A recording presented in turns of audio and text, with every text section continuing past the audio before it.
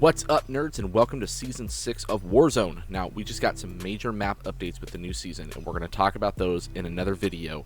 But today, we're specifically going to be looking at the new World War II bunker locations that have opened up around the map. But first, before we get started, take a second to hit that subscribe button and turn on notifications so you get every video as soon as it drops. Also, hit that thumbs up, give the video a like. That really helps the channel out. And finally, leave a comment down below with your first impressions on Season 6. What do you guys think about the new guns, the map changes? Do you like them? Do you hate them? Let us know. Alright, back to it.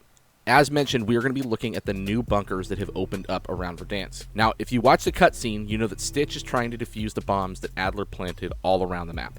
We know that he doesn't completely succeed because part of the map is blown up, and the map update that we see is the result of the explosions under Stadium and part of downtown.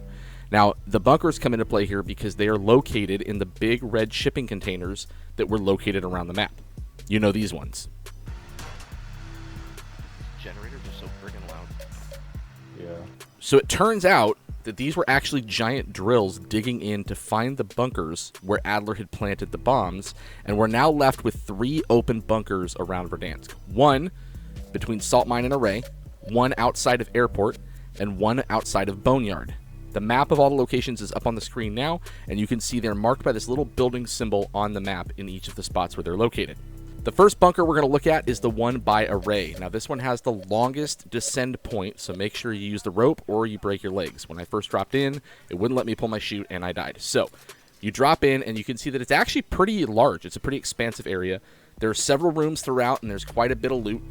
When I was the first one in a bunker, it was full of kill streaks, armor satchels, legendary blueprints. One thing that was a little surprising, though, was the lack of cash. There was not a lot of money. There was good ground loot, but not a lot of cash, so it may not be the fastest way to loot up and buy a loadout, but there's some good stuff in there.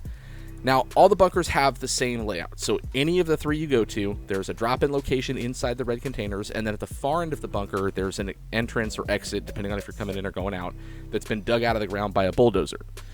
From a game design perspective, that's actually really great because it means you can't be held in here by one entrance or an exit point to be gate-kept by another team. So it allows you to get in and out easily, and it also allows you can kind of flank someone if you know that someone's camping inside a bunker as well. Now let's take a look at the next location by Airport. This one you can just drop into, no need to descend on the rope. This one's short enough that you're okay. Again, same layout as before. You have several rooms with potential loot as well as some little crawl spaces to sneak through, which is in all of them. Personally, I think these are going to be where you end up finding lots of campers and teams trying to hold position, so just be prepared to run into some little rats if you end up hitting the bunkers later in a match. There's probably going to be people camped out in here. So this is the bunker by Airport. Again, same situation, guns, kill streaks, satchels, gas masks, a little bit of money. And now let's take a look at the last location. Now this one is just outside of Boneyard, and as you can see, the same layout as the other 2 bunkers, and this one you can drop into without having to descend as well. Now, for this one, I was in Plunder just to see the difference in loot, and it actually has a lot of cash and kill streaks in Plunder. In this case, the weapons don't really matter because you have a loadout to start, but they do have lots of other items in them.